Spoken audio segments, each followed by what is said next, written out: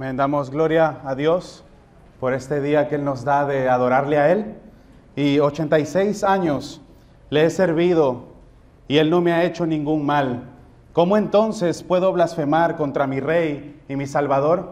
Yo no tengo 86 años, no soy yo, sino estas son las palabras de un pastor llamado Policarpo, pronunciadas el 23 de febrero del año 155 después de Cristo. Este es el día en que los romanos lo mataron por predicar el Evangelio. Cuando se le pidió que se retractara, él dejó muy claro con estas palabras que Cristo nunca le había fallado. Recordamos con razón a Policarpo por su valentía, pero tenemos también muchas razones para recordarlo por su bondad. Para entender por qué, tenemos que mirar hacia atrás, a las horas previas a su muerte. Policarpo estaba pastoreando en la ciudad de Esmirna cuando descubrió que las autoridades querían arrestarlo y obligarlo a quemar incienso al emperador. Así es como los romanos obligaban a los cristianos a retractarse.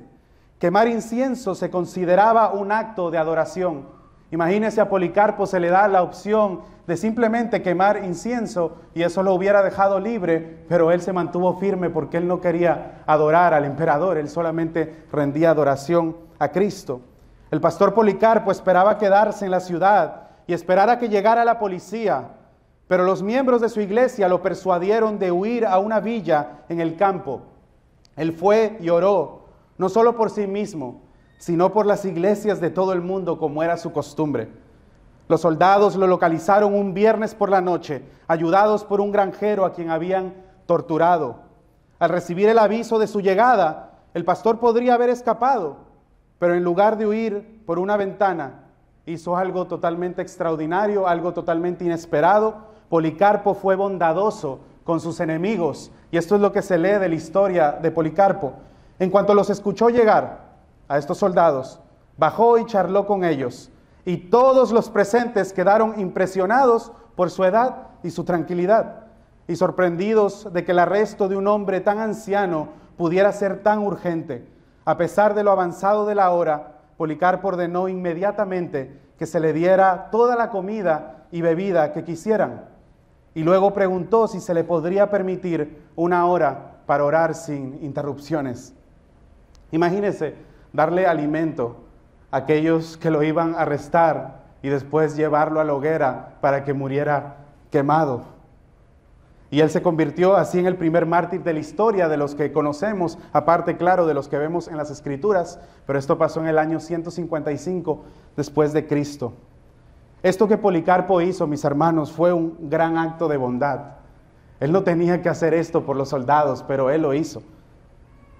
Policarpo sabía a qué se enfrentaba. Sirvió al Señor durante una de las temporadas más peligrosas de la historia cristiana. Tenía todos los motivos para dudar y desesperarse. Probablemente en ese momento recordó las palabras de su Salvador en Mateo 5:39, que dice: no resistan al que es malo, antes bien, a cualquiera que te abofetee en la mejilla derecha, vuélvele también la otra. En la última noche de su vida, imagínense, la última noche de su vida, Policarpo fue más que valiente, él fue bondadoso y manifestó en sus acciones esta preciosa pieza del Espíritu que es la bondad. Y empecé con esta historia 155 años después de Cristo, para ahora ir 1000 años atrás a la historia del reinado del rey David en 2 de Samuel capítulo 9, que pueden ir allá, para después saltar al día cero, hora cero, cuando vino el mejor acto de bondad, que es Cristo Jesús, Señor nuestro. Así que quiero dar un pequeño contexto ahora de 2 de Samuel, o de Samuel en general, primera y segunda. El libro de 2 de Samuel, como lo vemos en nuestras Biblias, está separado de 1 de Samuel, pero lo podemos considerar que es todo un conjunto.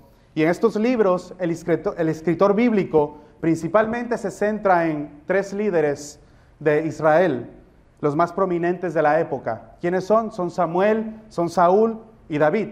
Y eso es lo que se trata, el 1 y 2 de Samuel. En el corazón de estos libros está el establecimiento de la institución de la monarquía. Sin embargo, esta monarquía debía ser diferente a las monarquías de las naciones que rodeaban a Israel. El gobernante humano de Israel no debía ser autónomo, más bien debía estar sujeto a Dios y ser completamente dependiente de la palabra de Dios como la norma y la autoridad del reino. Por lo tanto, el fundamento de la monarquía bíblica es que en última instancia Dios es rey y siempre será rey. Israel debía tener un rey humano que sirviera como representante del Señor, que Él es el rey definitivo. Pero sabemos que la historia no fue así. Ellos no se mantuvieron 100% fiel al Señor. A pesar de los reinados de Saúl, David y Salomón, empezaron como prometedores al inicio. Cada uno de estos gobernantes demostró una incapacidad para ejercer ese reinado justo que Dios demandaba, que el pueblo necesitaba. Después de la muerte de Salomón, la monarquía se dividió en los dos reinos de Israel y Judá. Ambos reinos finalmente fueron destruidos y sus poblaciones exiliadas. Así que los fracasos de los reyes de Israel y Judá ilustran la necesidad de un gobernador superior. Ese gobernador, rey eterno, es Jesucristo. Y ese es aquel que David ejemplifica en este pasaje que vamos a leer ahora. Y viendo el contexto de Samuel y el texto de esta mañana, he titulado el sermón, como ven en pantalla, La bondad del rey. Así que leamos el pasaje, oramos y continuamos. Dice la palabra de Dios en 2 de Samuel, capítulo 9. ¿Lo tienen, mis hermanos?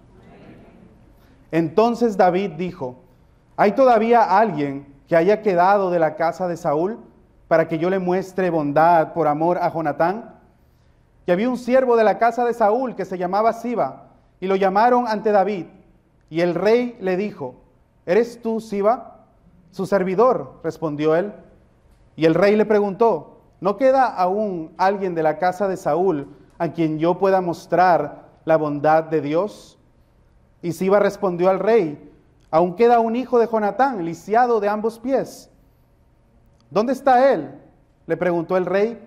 Y Siba respondió al rey: está en casa de Maquir, hijo de Amiel, en Lodebar. Entonces el rey David mandó traerlo de la casa de Maquir, hijo de Amiel, de Lodebar. Versículo 6. Y Mefiboset, hijo de Jonatán, hijo de Saúl, vino a David, y cayendo sobre su rostro se postró. Y David dijo: Mefiboset. Su siervo, respondió él. David le dijo: no temas, porque ciertamente te mostraré bondad por amor a tu padre Jonatán, y te devolveré toda la tierra de tu abuelo Saúl, y tú comerás siempre a mi mesa. Él se postró de nuevo y dijo: ¿quién es su siervo para que tome en cuenta un perro muerto como yo? Entonces el rey llamó a Siba, siervo de Saúl, y le dijo: todo lo que pertenecía a Saúl y a su casa lo he dado al nieto de tu señor. Y tú, tus hijos y tus siervos cultivarán la tierra para él, y le llevarás los frutos para que el nieto de tu señor tenga alimento. Sin embargo, Mefiboset, nieto de tu señor, comerá siempre a mi mesa. Siba tenía 15 hijos y 20 siervos. Respondió Siba al rey: conforme a todo lo que mi señor el rey mandó a su siervo, así hará su siervo. Y Mefiboset comió a la mesa de David como uno de los hijos del rey. Mefiboset tenía un hijo pequeño que se llamaba Micaía. Todos los que moraban en la casa de Siba eran siervos de Mefiboset. Pero Mefiboset moraba en Jerusalén, porque siempre comía a la mesa del rey. Estaba lisiado de ambos pies. Amén. Oremos a nuestro Dios. Padre, venimos ante ti, reconociendo nuestra gran necesidad de ti, oh Dios. Reconociendo que te necesitamos sobre todas las cosas. Y nuestro deseo, Señor, después de haber orado, después de haber cantado alabanzas a ti, ahora escucharte a ti hablar, oh Dios, como cantamos esa canción. No venimos a recibir, a buscar bendiciones o emociones, sino a ti, a tu palabra, Señor. Venimos a escucharte a ti hablar, oh Dios. Así que por favor, Señor, sé tú hablando a nuestras vidas. Sé tú, oh Dios, transformándonos por medio de tu palabra. Que podamos ver la bondad del Rey reflejada en este pasaje y así poder ver la bondad de aquel Rey Supremo Jesucristo en la vida de tus hijos, oh Dios. Así que te damos la gloria y te damos la honra creyendo que tú tienes poder en tu palabra para edificar a tu iglesia y también poder para salvar a los perdidos que se encuentran en medio nuestro. Así que venimos confiando en ti y dependiendo de ti. En el nombre de Jesús oramos. Amén. Este texto lo he dividido en dos partes, versículos 1 al 4, el deseo del rey, y versículos del 5 al final, al 13, es la bondad del rey. No va a haber PowerPoint, así que no necesitan estar mirando a la pantalla, así que puede tomar nota, pero esas son las dos divisiones, el deseo del rey 1 al 4 y la bondad del rey del 5 al 13. Así que empecemos desde el comienzo. Primero, antes de entrar al versículo 1, necesitamos saber un poquito del contexto antes de llegar al capítulo 9. En el capítulo 7, dos capítulos anteriores, vemos la promesa del Señor a David. Él le da una promesa específica que de él vendría ese reino eterno. Y quiero leer el capítulo 7, versículo 16, que Dios le dice claramente esto a través del profeta, y dice: tu casa y tu reino permanecerán para siempre delante de mí. Tu trono será establecido para siempre. Conforme a todas estas palabras y conforme a toda esta visión, así Natán habló a David. Entonces el rey David entró y se sentó delante del Señor y dijo: ¿quién soy yo, oh Señor Dios? ¿Y qué es mi casa para que me hayas traído hasta aquí? Sabemos que esto tenía que estar hablando de Jesucristo, porque David es un ser humano que iba a morir, su reino y sus familiares no podía durar para siempre. Entonces aquí está hablando de ese reino, de esa descendencia del cual iba a venir Jesús, que era de la descendencia de David.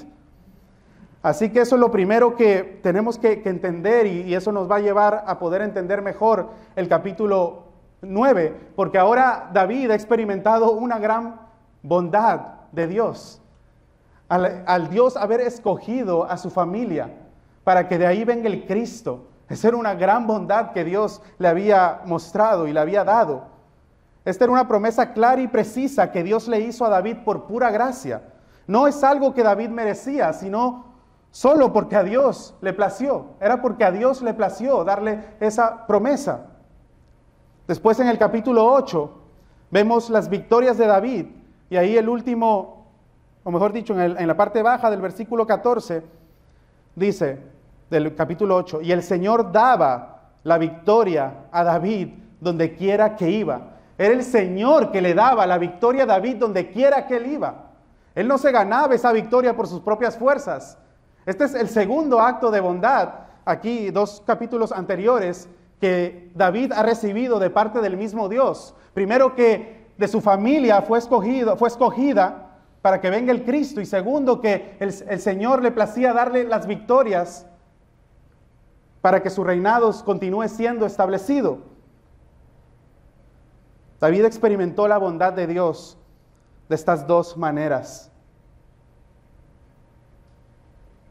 Después de David haber experimentado la bondad de Dios, él también ahora, entonces, en este capítulo, él desea mostrar bondad a alguien más. Versículo 1. Esto se piensa que David está hablando así a él mismo, él está meditando después que él ha tenido múltiples victorias. Ahora él está meditando y se hace esta pregunta que dice: ¿hay todavía alguien que haya quedado en la casa de Saúl para que yo le muestre bondad por amor a Jonatán? Él quería mostrar bondad, y la palabra bondad que se usa en nuestro pasaje es la palabra Hesed en hebreo, y esa palabra significa el amor inquebrantable del pacto de Dios, el amor inquebrantable del pacto de Dios. David quería mostrar bondad, y es interesante que se pregunta él mismo: ¿ha quedado alguien de la casa de Saúl? ¿Por qué le está haciendo estas preguntas? Y después dice también: por amor a Jonatán. Primeramente tenemos que entender que la pregunta que él estaba haciendo era algo totalmente inesperado, algo totalmente ilógico para los otros reyes del área, porque Saúl era el rey anterior. Y vemos que Saúl quería matar a David. Y los reyes anteriores, si cuando se enteraron de esta pregunta que hizo David, dirían, pero este hombre está totalmente loco. Porque lo que hacían los otros reyes, y vemos evidencia de eso en Primera de Reyes, que lo que hacían era matar a los familiares del rey anterior, porque querían primeramente demostrar su poder, su autoridad. Aquí el que manda soy yo, y ahora también se puede sublevar esta persona de esta familia del rey anterior, así que yo lo debo matar. Debo aniquilar a todos sus familiares, porque si no se van a sublevar ante mí. Así que tenemos que entender eso, que al David mostrar bondad a alguien, eso era algo totalmente inesperado, algo que nadie se imaginaba que podía pasar. Era algo contracultura, podríamos decir, de ese tiempo. También vemos que, ya sabemos que Saúl era el rey anterior, vemos que dice que quiere mostrar bondad por amor a Jonatán. ¿Y por qué menciona eso de amor a Jonatán? Para eso tenemos que ir a 1 Samuel 20. Y voy a leer 1 Samuel 20, 12 al 17, donde vemos el pacto que David hace con Jonatán. Aquí vemos que ya Saúl quería matar a David, y por esa razón ellos hacen un pacto. Imagínense, Jonatán, que es hijo de Saúl. Jonatán es hijo de Saúl, está haciendo un pacto con David, porque él reconocía que Dios lo había escogido como que iba a ser el futuro rey. Al igual que Saúl también termina reconociendo más adelante que Dios había escogido a David como rey. Pero miremos y leamos este pacto que hace David y Jonatán. 1 Samuel 20, 12 al 17. Entonces Jonatán dijo a David: el Señor Dios de Israel sea testigo. Cuando yo haya hablado con mi padre como a esta hora mañana o al tercer día, si hay buen ánimo para con David, ¿no habré de enviar a ti para hacértelo saber? Si mi padre quiere hacerte mal, que así haga el Señor a Jonatán, y aún le añada: si no te lo hago saber y te envío para que vayas en paz. Y que el Señor sea contigo como has sido con mi padre. Y esta es la carne de ese pacto, 14 y 15. Y si todavía vivo, eso le está diciendo Jonatán a David, ¿no me mostrarás la misericordia del Señor para que no me maten? ¿Ni quitarás tu misericordia de mi casa para siempre? ¿Ven ahí esa parte clave? ¿Ni quitarás tu misericordia de mi casa para siempre? Ni aun cuando el Señor haya quitado de la superficie de la tierra a cada uno de los enemigos de David. Versículo 16. Jonatán pues hizo un pacto con la casa de David, diciendo: el Señor lo demande de la mano de los enemigos de David. Y Jonatán hizo jurar a David otra vez a causa de su amor por él, pues lo amaba como a sí mismo. Quiero leer esos versículos 14 y 15 en otra versión, nueva traducción viviente, para tener otra perspectiva. Y Jonatán le dice: y que tú me trates con el fiel amor del Señor mientras yo viva. Pero si muero, trata a mi familia con este fiel amor, aun cuando el Señor elimine a todos tus enemigos de la faz de la tierra. Así que volviendo a nuestro pasaje, esto nos muestra que la bondad que David quería mostrar no era un mero deseo, sino era basado en un pacto, en un compromiso de amor que había hecho con su amigo Jonatán. Esto no era un mero deseo, era un compromiso, un pacto que ella había hecho. Se aproxima unos 20 años atrás. ¿Por qué? Por lo que vamos a ver ahora mismo, pero leímos brevemente que Mefiboset ya tenía un hijo. Y se aproxima que fueron 20 años y David está pensando estas cosas, que es algo también ilógico para el tiempo de que vivimos ahora. Ahora se puede hacer una promesa, pero esa promesa ni tan solo unos días o unos meses o unos breves, un año, ya se puede, no importa la palabra que se dice de muchos, la palabra de muchos no vale nada, pero David 20 años después aproximadamente le está pensando y está meditando y diciendo: sí, yo prometí esto a Jonatán, ¿habrá alguien de la casa de Saúl? ¿Habrá alguien que yo pueda mostrarle bondad? Versículo 2, vemos el segundo personaje de nuestra historia introducido, Siba. y había un siervo de la casa de Saúl. Vieron, se menciona la casa de Saúl. Le servía al rey anterior, Siba. Y lo llamaron ante David. Y el rey le dijo: ¿eres tú, Siba? Su servidor, respondió él. Y aquí en el versículo 3, él ahora sí le hace una pregunta directa a este Siba. No se quedó simplemente en su mente meditando, pensando, sino él tomó una acción y fue a hablar con Siba. Y él le dice esto, no dice exactamente lo mismo que dijo él pensando, lo dice de otra manera. Y él dice, el rey le preguntó, versículo 3, ¿no queda aún alguien de la casa de Saúl a quien yo pueda mostrar la bondad de Dios? Es interesante que él cambia ahora, no una bondad de él, sino la bondad de Dios, porque era basado en un pacto que él había hecho. Y Siba respondió al rey, aún queda un hijo de Jonatán, lisiado de ambos pies. Y ahí es bueno que vayamos a 2 de Samuel 4:4, que habla de este hijo lisiado de Jonatán. 2 de Samuel 4:4, dice: Jonatán, hijo de Saúl, sabemos Saúl es el rey anterior, tenía un hijo lisiado de los pies. Este tenía 5 años. Por eso dije que aproximadamente son 20 años, porque él ya tenía un hijo. Así que 5 años pasó esto cuando, ¿qué dice el texto? Este tenía 5 años cuando de Jezreel llegaron las noticias de la muerte de Saúl y Jonatán. Y su nodriza, la que lo cuidaba, lo tomó y huyó. Pero sucedió que en su prisa por huir, él se cayó y quedó cojo. Su nombre era Mefiboset. Y ese es el Mefiboset del cual está vivo. Y esta es la pregunta que David le ha hecho a Siba. Y ahora, antes de entrar a nuestra siguiente sección, la pregunta que nos queda es: ¿David cumplirá su palabra? Él ya se enteró de que sí hay alguien, y este hombre y es un adulto y está lisiado de los pies. Todavía le va a mostrar bondad David a este hombre.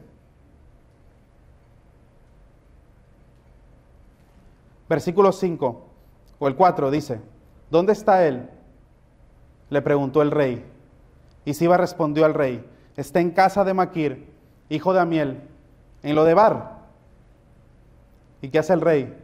Entonces el rey David mandó traerlo de la casa de Maquir, hijo de Amiel, de Lodebar. Y esta parte me interesó porque mencionan dónde estaba Mefiboset 2 veces. Y Lodebar se entiende que es una ciudad olvidada, una ciudad sin pasto. Esa es la definición de Lodebar: sin pasto, sin fruto, sin esperanza, un lugar totalmente desconocido. Así que Mefiboset era una persona que dependía de otros para moverse. Y a la vez también era una persona que vivía en un lugar totalmente desconocido. Así que podríamos decir que Mefiboset era un muerto en vida. Literalmente estaba esperando el día de su muerte, porque no podía él moverse de lado a lado, dependía de alguien, vivía en un lugar totalmente olvidado, no tenía esperanza alguna, estaba andando como un muerto en vida. ¿Y qué pasa después? Y Mefiboset, hijo de Jonatán, hijo de Saúl, vino a David y cayendo sobre su rostro, se postró. Y quiero que se imagine lo que está pasando aquí. Quiero que se meta en la historia de Mefiboset, David y Siba, hablando y haciendo esto, ¿verdad? Me imagino que Siba va, lo llama a Mefiboset y lo tiene que llevar allá a encontrarse con el rey. Imagínense lo que Mefiboset estaba pensando. Él diría: wow, yo qué voy a decir cuando encuentre al rey. Yo soy nieto de Saúl, aquel que lo quería matar. Seguro David viene por mí y me va a matar. Eso es lo que debe estar pasando por su mente de este hombre, Mefiboset. ¿Qué me va a hacer este rey? Ha escuchado definitivamente de todas las victorias. Si usted lee el capítulo 8, 20,000 que mató David, 18,000 aquí, una y otra. Victorias de David. Y ahora dirá: wow, ¿ahora qué me espera a mí? Yo soy un don nadie, no tengo esperanza. Y ahora me manda a llamar el rey. Y lo interesante aquí es que en el versículo 6, ahí después de que Mefiboset viene y se postra, versículos 6 y 7, dice que aquí está la carne del sermón y aquí está la idea central. Pero lo interesante es que el escritor cambia en el sentido de hablar de David, porque dice, y David dijo, y después en el versículo 7 dice, David le dijo. Pero si ve anteriormente, cuando está hablando con Siba, dice, y el rey le dijo, y el rey le preguntó, y Siba respondió al rey. ¿Dónde está él?, le preguntó el rey. Siba respondió al rey. Entonces el rey mandó traerlo de la casa de Maquir. Aquí lo que el autor está tratando de mostrarnos es que ahora ya no era una conversación como la tuvo con Siba, que era de rey a súbdito. Ahora es una conversación personal. Ahora es una conversación con Mefiboset, con aquel que él ama, porque amaba a su padre Jonatán. Y él había hecho un pacto con Jonatán. Y entonces él va directo a Mefiboset. Y el autor aquí dice, y David dijo. Una conversación personal con este Mefiboset que ama. Y él lo llama por su nombre y le dice, Mefiboset. Su siervo, respondió él, temblando de miedo. ¿Qué va a pasar aquí? ¿Yo qué he hecho? Hoy es mi día oficial de morir. David le dijo, no temas, porque ciertamente te mostraré bondad por amor a tu padre Jonatán. Por amor a ese pacto que él había hecho aproximadamente 20 años atrás. Te mostraré bondad. Y no se quedó ahí, sino le muestra cómo le iba a mostrar la bondad. De 3 maneras vemos eso en este pasaje.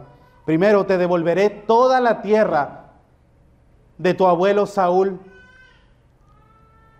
Y tú comerás siempre a mi mesa. ¿Qué le estaba diciendo David aquí cuando le dijo que comería siempre a su mesa?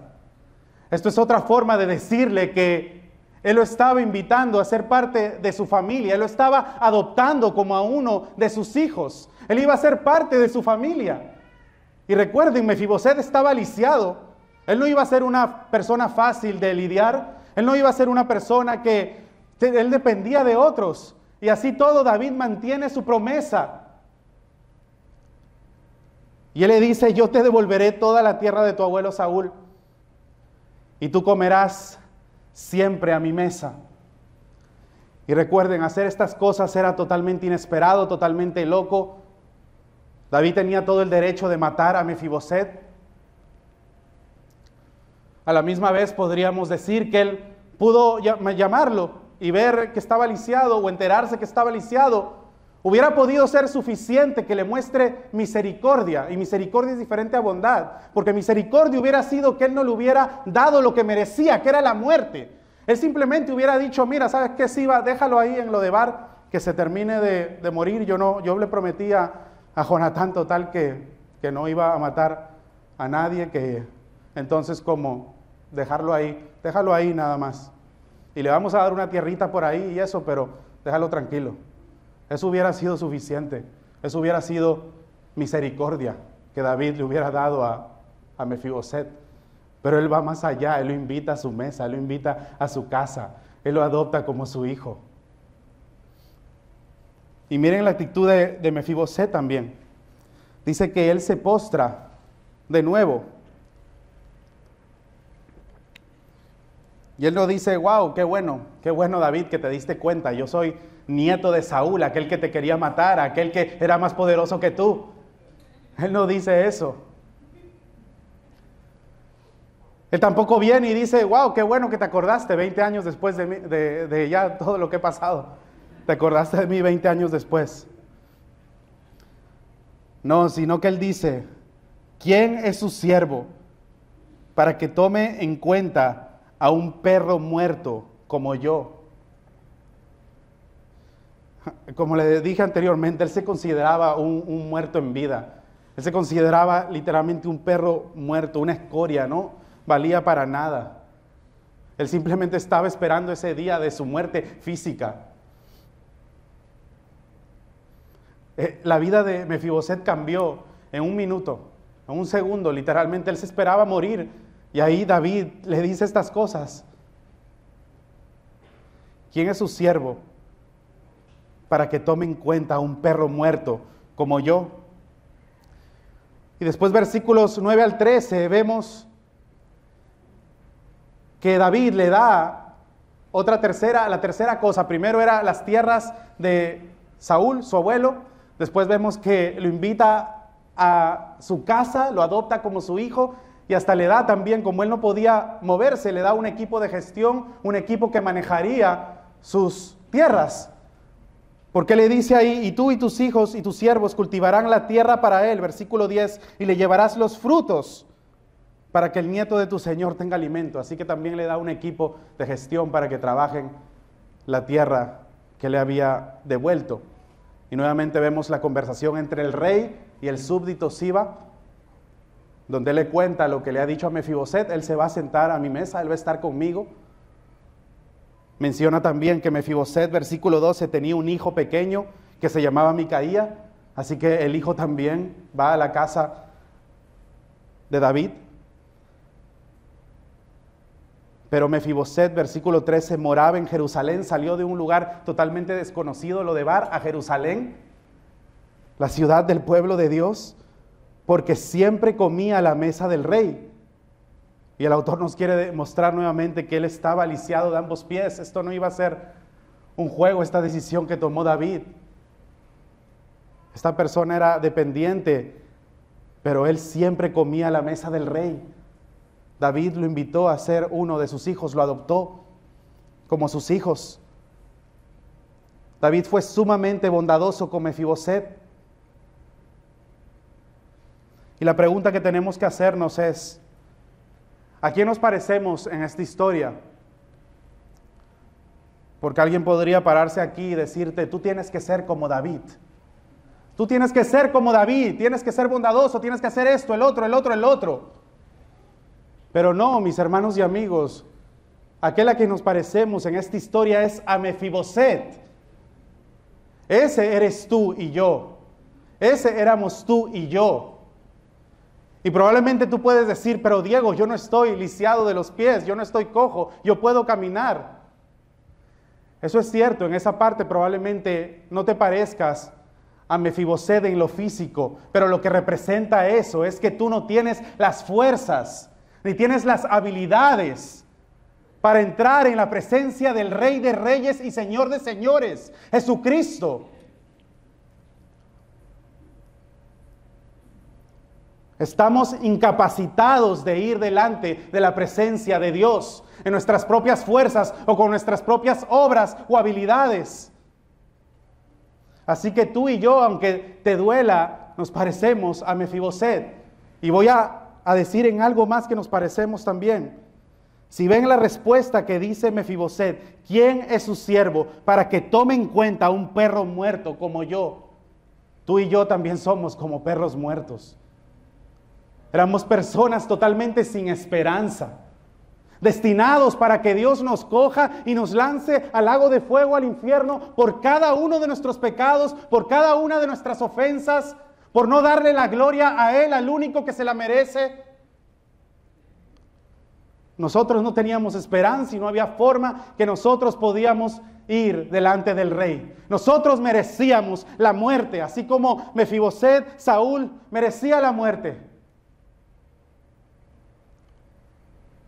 Pero Dios, en su gran amor y misericordia, Él no solamente nos libró del infierno, sino que le envía a su Hijo Jesucristo a vivir esa vida perfecta que ni tú ni yo podemos vivir.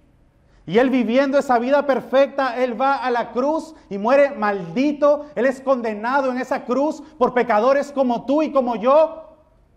Pero no se queda ahí, Él resucita al tercer día, venciendo la muerte, demostrando que Él era el único que tenía poder para perdonar pecados.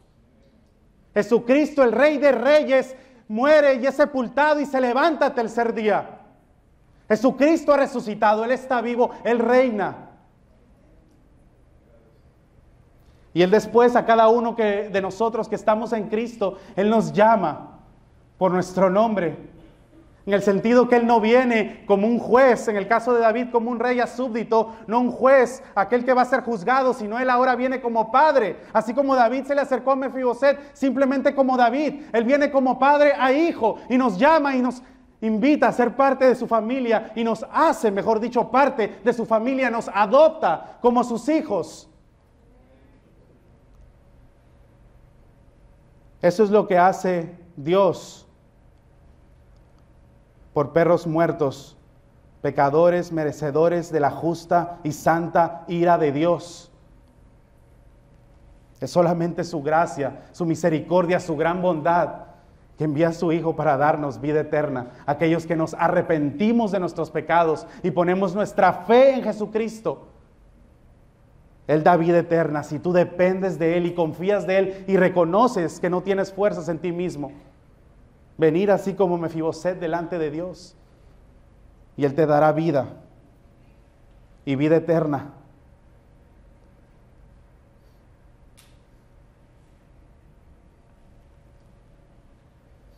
Recuerdo el momento cuando el Señor me salvó, como Él orquestó cada paso de mi vida. Siempre recuerdo, ¿verdad? Y yo pienso así como en etapas o en procesos y ver cómo Dios, yo nací en Perú, ¿verdad? Pasamos muchas dificultades juntamente con mi mamá y con mi hermana y fue difícil la vida. Pero después Dios nos lleva a Estados Unidos, a Connecticut, y ahí fue cuando Dios me salvó. Él me tenía que sacar de Perú y llevarme a Estados Unidos. Y cada evento que sucede en mi vida, yo ahora lo puedo ver atrás y digo, si esto no hubiera pasado, esto no hubiera pasado, esto no hubiera pasado, no hubiera venido esta persona, me hubiera predicado de Cristo y ahora estuviera aquí siendo parte de la familia de Dios. Y yo también, ¿verdad? Era un perro muerto. Dios no tenía que salvarme. No merecía ni merezco su perdón ni su bondad. Pero a Él le plació salvarme. El caminar cristiano no ha sido fácil, todavía tengo mucho pecado. En muchas ocasiones no reflejo la bondad de mi Rey que me salvó, pero algo estoy seguro y espero que esto también les anime, que Él es bondadoso y que Él nunca cambiará. En medio de nuestros muchos pecados, Él sigue obrando en nosotros, Él sigue transformándonos y nunca se cansará. Siempre que predico o enseño me gusta recordarme el versículo de Filipenses 1:6, porque yo me lo tengo que recordar diariamente. Y dice que el que empezó la obra en mí, Él la culminará. Y esa es nuestra esperanza. Y eso también conlleva a Él hacernos más de acuerdo a su Hijo Cristo, incluyendo el fruto de la bondad, incluyendo el fruto de ser más como Él. Mi hermano y hermana, al estar en Cristo, tu vida y mi vida ha cambiado radicalmente, al igual que la de Mefiboset. Eso tiene que haber sido un cambio radical. Y es cierto que Dios sigue obrando en nosotros constantemente, pero tú ya no puedes ser la misma persona que ayer, que antes de Cristo. Él te tiene que haber transformado. A veces se habla de cristiano radical versus cristiano simplemente y no creyente, pero eso no existe. O eres cristiano o eres un hijo del diablo. Eres hijo de Dios o hijo del diablo. No hay término medio. O le perteneces a la familia de Dios o perteneces a la familia de Satanás. No hay término medio. Aquí personas que están sentadas, o tú le perteneces a Dios o le perteneces a Satanás. No hay término medio. No hay camino medio. Recuerda ese día que Dios te salvó, mi hermano y hermana en Cristo. Todo lo que Él orquestó para llevarte a sus pies y que te postres ante Él, reconociendo tu pecado y tu gran necesidad de Él. Ya no somos perros muertos, ahora tenemos esperanza en Cristo. Ahora tenemos vida, somos parte de la familia de Dios. Él nos ha sentado a su mesa. Él nos ha invitado también a las bodas del Cordero. Estaremos en ella no por nuestras obras, sino únicamente por su gran bondad, por la bondad de Cristo. A la misma vez que Policarpo y David fueron movidos a acción por recibir la bondad de Dios, nosotros también debemos movernos a acción y mostrar bondad a otros. Mostrar bondad, como hemos aprendido, no significa simplemente no ser malo con alguien. Eso significa no ser malo con alguien. Sino bondad significa ir más allá. Algo totalmente inesperado por otros. No porque nos puedan dar algo a cambio, sino por la bondad de Dios en nosotros.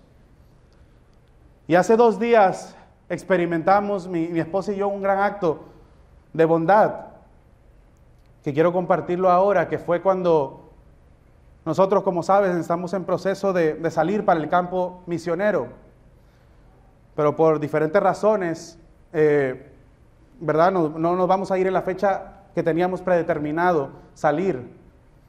Y por estos 2 meses hemos estado viviendo en la casa de una hermana, la hermana de nuestra hermana Pilar, y literalmente ese es un Airbnb que se inauguró literalmente. Nosotros fuimos aquellos que inauguraron ese Airbnb y la hermana nos los dejó literalmente sin costo por esos 2 meses. Pero después, cuando ella se enteró de esta situación, que probablemente nos tengamos que quedar más meses, y con la realidad que tenemos de decir dónde vamos a vivir ahora, ella hace 2 días, su hija, el viernes, nos dijo que podemos quedarnos ahí hasta que nos vayamos. Ese es un gran acto de bondad, porque ellos están perdiendo dinero para dejarnos quedarnos ahí, porque lo pueden rentar diariamente y ganar mucho. Pero ellos nos los dieron libre de costo para poder vivir allá. Y el Señor es aquel que provee, y totalmente agradecido por ese acto de bondad y esta familia, pero eso es lo que hace el Señor. Esa es la bondad de Dios reflejada en diferentes personas. Y también la bondad más grande que tú y yo podemos mostrarle a alguien es evangelizarle, es predicarle de Cristo, es predicarle de la esperanza, porque como vengo diciendo varias veces, o eres de Dios o eres del diablo. Entonces hay personas que se están condenando, y un gran acto de bondad, uno de los más grandes actos de bondad, es predicarle el evangelio a alguien que no conoce de Cristo y necesita salvación, necesita la esperanza de vida y de vida eterna, necesita sentarse a la mesa del Rey, ser parte del Hijo, ser un hijo de Dios, ser parte de la familia. La bondad también se refleja al escuchar alguna crítica y ser humilde al recibirla sin responder mal, más bien con amor y agradecimiento, perdonando al que te ofendió y dándole también el beneficio de explicarse. Finalmente, la bondad, de los ejemplos que he usado, ¿verdad? Hay muchas formas de reflejar la bondad, pero la bondad también sirve. Y una pregunta para cada uno de nosotros: ¿a quién está sirviendo en la congregación? Conocemos las necesidades de nuestros hermanos y oramos y les servimos en lo que necesiten, o solo pensamos en nosotros mismos. Las personas alrededor tuyo, tu esposa, o si estás soltero, tu mejor amigo o tu familiar, alguien que está cercano a ti, ¿pueden decir que eres bondadoso? ¿Que demuestras la bondad de Dios? ¿O ni siquiera te conocen lo suficiente para saber si tú eres una persona bondadosa? Puede ser que estés como yo cuando me hacía estas mismas preguntas, porque asegúrese que me las hago yo mismo primeramente. Y al responderlas sé que aún no he llegado a la meta. Yo tampoco puedo responder afirmativamente a todas estas preguntas que les he hecho a ustedes en esta mañana.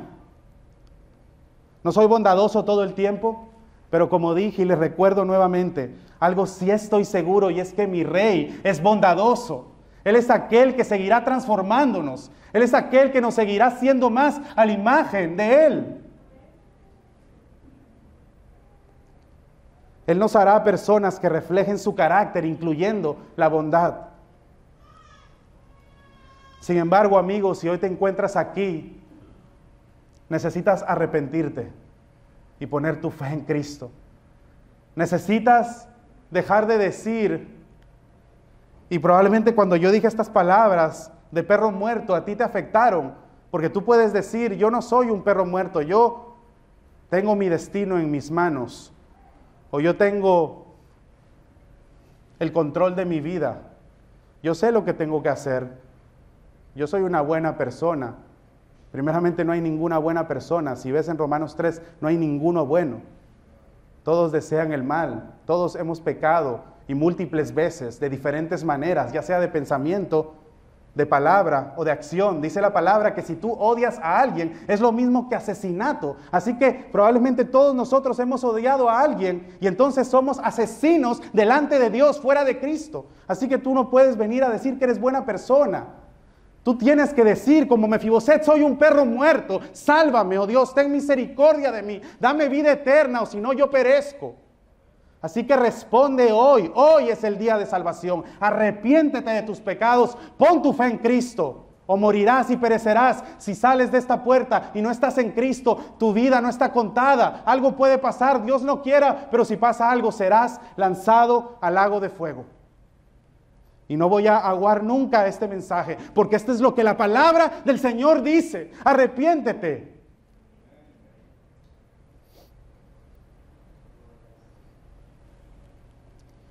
Para concluir, 2 de Samuel 9:7. David le dijo, no temas, porque ciertamente te mostraré bondad por amor a tu padre Jonatán, y te devolveré toda la tierra de tu abuelo Saúl, y tú comerás siempre a mi mesa. Si estás en Cristo, has sido perdonado de tus pecados y Dios te ha invitado a su mesa. Tienes vida eterna. Esto es únicamente porque antes de la fundación del mundo, el Trino Dios hizo un pacto inquebrantable, así como David había hecho un pacto con Jonatán. El Trino Dios hizo un pacto inquebrantable para salvarnos y darnos vida eterna y llamarnos por nuestro nombre y darnos vida y ser parte de su familia. Ahora somos hijos de Dios. Si tú estás en Cristo, eres hijo de Dios, hija de Dios. Nos podemos maravillar de la historia de Policarpo, un pastor mostrando bondad a aquellos que lo iban a llevar a la hoguera para ser quemado.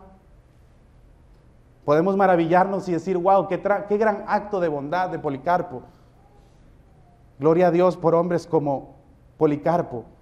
También podemos impresionarnos ante la historia que acabamos de estudiar entre la bondad del rey David con Mefiboset, o la bondad que tuvo David con Mefiboset, con ese hombre que estaba lisiado de los pies, totalmente dependiente de alguien. David tuvo bondad y quedarnos maravillados de este Policarpo y de David. Sin embargo, ninguna de estas historias se compara a la mayor bondad de la historia, que es Jesucristo muriendo por pecadores como tú y como yo. Ese es el más grande acto de bondad. Esa es la bondad del Rey de Reyes y Señor de Señores. Así que no dependamos de nosotros mismos, sino únicamente de la bondad del Rey. Oremos a nuestro Dios.